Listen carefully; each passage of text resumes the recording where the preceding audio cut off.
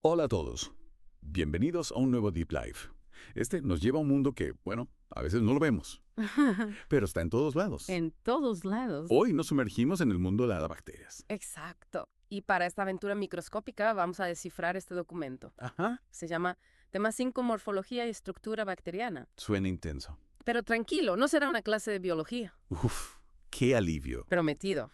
¿Y de qué va este documento? Pues imagínate, es como un manual, ¿no? Para entender cómo son las bacterias. Por dentro, por fuera, cómo se clasifican, hasta cómo se mueven. Órale, interesante. Oye, me llama la atención que el documento menciona al principio los reinos animal y vegetal. Sí. ¿Eso qué tiene que ver con las bacterias?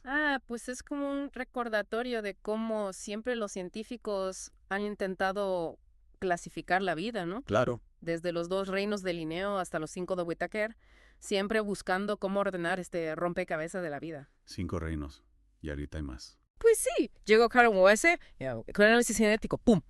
Propuso un nuevo nivel, los dominios. Es como si hubiera desbloqueado un nuevo nivel en un videojuego. Exactamente, 3 dominios. Bacteria, obviamente. Luego Archaea, que son como las primas lejanas de las bacterias, viven en lugares extremos y tienen paredes celulares rarísimas. ¿Cómo? Y por último, Eucaria. Ahí estamos nosotros, los animales, las plantas y los hongos. Wow. Entonces las bacterias son procariotas, ¿cierto? ¿Pero qué Oh, les hace tan diferentes de nosotros los eucariotas? piénsalo así. Nosotros somos como un celular de última generación, con muchos compartimentos, muchas funciones. Botones. Exacto. Las bacterias, en cambio, son como un teléfono viejito, pero súper efectivo. Entiendo. No tiene núcleo definido, su ADN está en un solo cromosoma circular y sus ribosomas son más chiquitos. O sea, que son como la versión minimalista de una célula. Exacto. Minimalistas, pero eficientes. ¿Te imaginas? Se reproducen rapidísimo por fisión binaria cuando las condiciones son buenas. En un ratito tienes un montón. Y aquí va un dato curioso que encontré en el documento. Las bacterias pueden tener ADN extra fuera del cromosoma principal.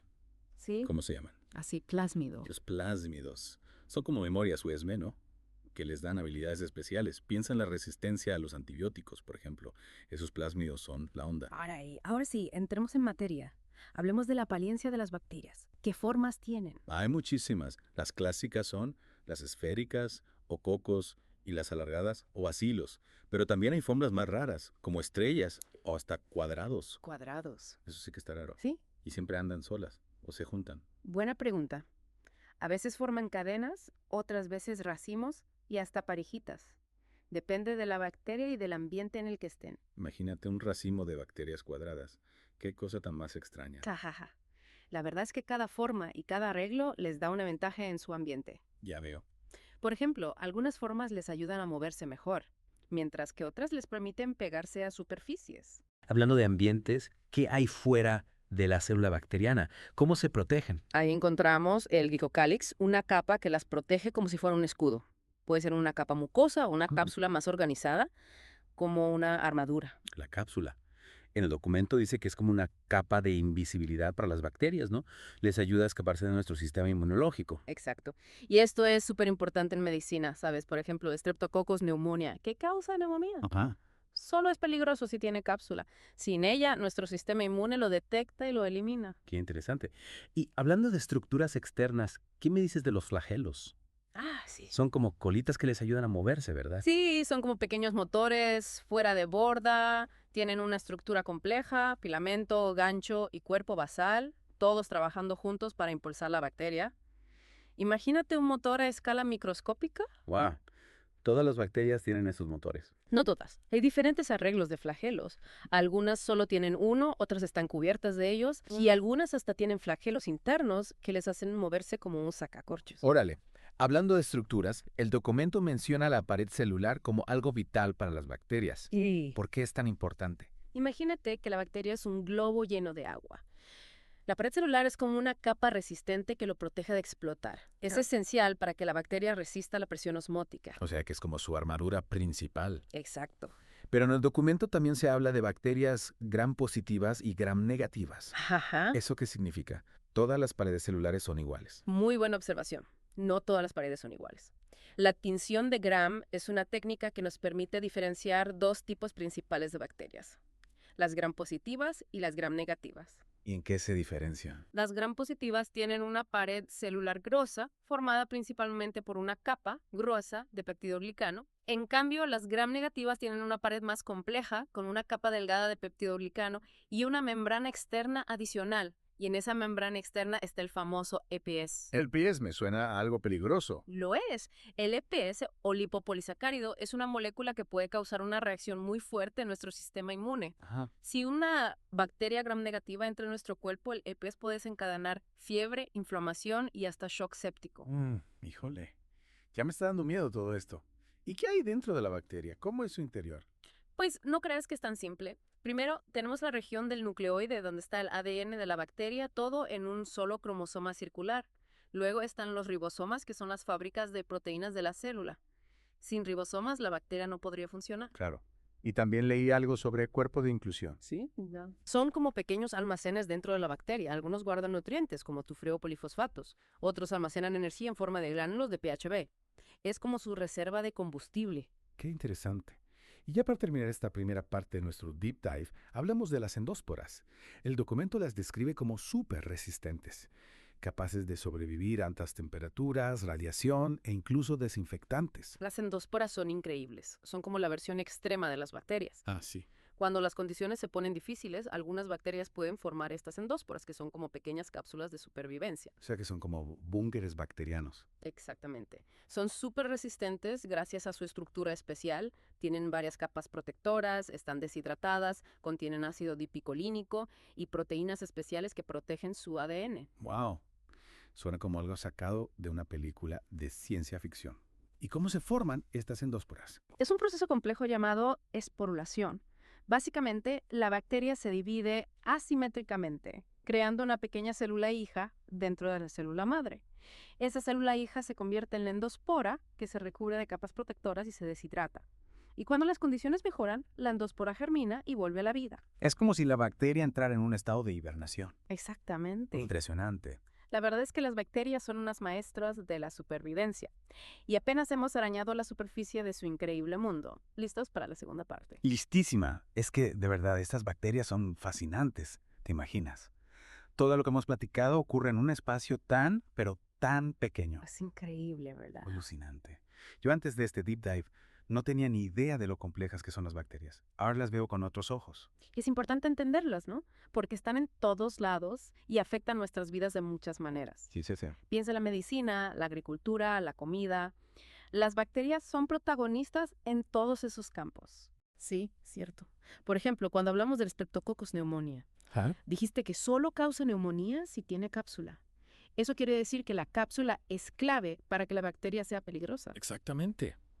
Es como si la cápsula le diera un superpoder a la bacteria, ¿no? Haciéndole invisible a nuestro sistema inmune. Como un ninja. Exacto.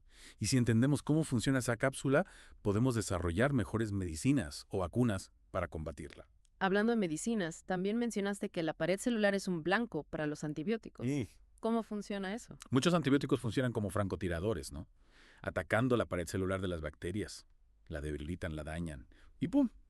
La bacteria ya no puede protegerse y nuestro sistema inmune la elimina. ¡Wow! Pero también dijiste que las bacterias gram negativas tienen esa membrana externa extra, con el famoso LPS. Ajá. Eso las hace más difíciles de matar con antibióticos. En muchos casos sí. Esa membrana externa es como una muralla extra que protege a la bacteria, dificultando que los antibióticos lleguen a su objetivo. Y el EPS, como ya mencionamos, puede causar una reacción inflamatoria fuerte en nuestro cuerpo, complicando las cosas. Entonces, entender la estructura de la pared celular es vital para saber qué antibióticos usar, ¿no? Claro, no todos los antibióticos funcionan contra todas las bacterias. Por eso los médicos hacen pruebas de sensibilidad para saber cuál es el mejor antibiótico para cada infección. Qué interesante. Y hablando de resistencia, ¿qué pasa con las endósporas? Ah, sí. Dijiste que son súper resistentes. Sí. ¿Eso cómo afecta el control de las bacterias? Las endósporas son un dolor de cabeza para la esterilización. Imagínate.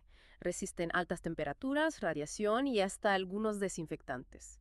Eliminarlas es todo un reto, especialmente en hospitales o laboratorios. Entonces, ¿cómo lo hacemos para deshacernos de ellas? Se necesitan métodos de esterilización más potentes, como el autoclave, por ejemplo. Usa vapor a alta presión y temperatura para destruir las endósporas. Es como una olla express a máxima potencia. Wow, definitivamente son unas guerreras. Cambiando de tema, ¿cómo se mueven las bacterias en su ambiente? Hablamos de los flagelos, pero hay otras formas de moverse. Sí, también. Los flagelos son como motores fuera de borda, ¿no? Que impulsan a la bacteria a través de líquidos. Pero algunas bacterias se deslizan sobre superficies sólidas, como si flotaran.